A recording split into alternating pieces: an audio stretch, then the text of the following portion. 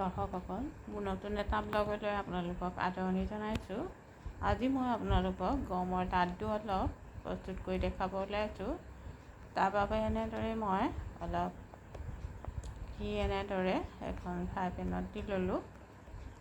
পৰিমাণবিলাক মই লিখি দিছোঁ। এতিয়া মই অলপ কাজু এনেদৰে ফ্ৰাই কৰি ল'ম। সোণালী ৰং হোৱালৈকে মই কাজুখিনি ভাজি লৈ এনেদৰে এখন প্লেটত লৈ ল'লোঁ। আপোনালোকে ইচ্ছা কৰিলে আপোনালোকৰ মন পচন্দৰ যিকোনো ড্ৰাই ফ্ৰুট দিব পাৰিব। এতিয়া মই এই ফ্ৰাই পেনখনতে অলপ গম ভাজি ল'ম। ফ্লেমটো আপোনালোকে মিডিয়ামতে দিব, দি লৈ পেলাই এনেদৰে গমখিনি ভাজি ল'ব। এতিয়া এয়া ফ্ৰাই পেনখনতে মই অলপ জালুক ভাজি লৈছোঁ। জালুক দিলে খাই বৰ ভাল লাগে। এতিয়া মই ক্ৰমান্বয়ে জালুক আৰু কাজু আৰু গমখিনিও এনেদৰে খুন্দনাটোতে অলপ খুন্দি ল'ম। এতিয়া এয়া মই 2 কাপ আটা লৈছোঁ। এনেদৰে শুকানকৈ মই ফ্ৰাই পেনখনত ভাজি ল'ম। এতিয়া আন এখন ফ্ৰাই পেনত মই 2 কাপ চেনি আৰু আধা কাপ পানী দি এনেদৰে চেনি চিৰাখিনি প্ৰস্তুত কৰি ল'ম। আঠা উঠাৰ প্ৰয়োজন নাই, মাত্ৰ চেনিখিনি গলিলেই হ'ল। এতিয়া মই আটাখিনি ভজা হৈ গ'ল, প্লেটত উঠাই ল'লোঁ।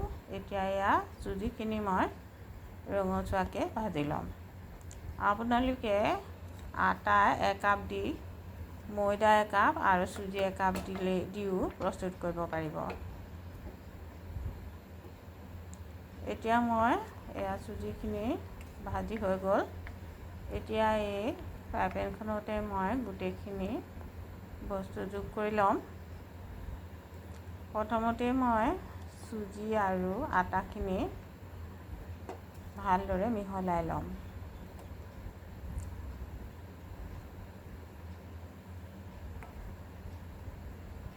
এনেদৰে আটা আৰু চুজিখিনি মিহলাই উঠি মই ড্ৰাই ফ্ৰুটছখিনিও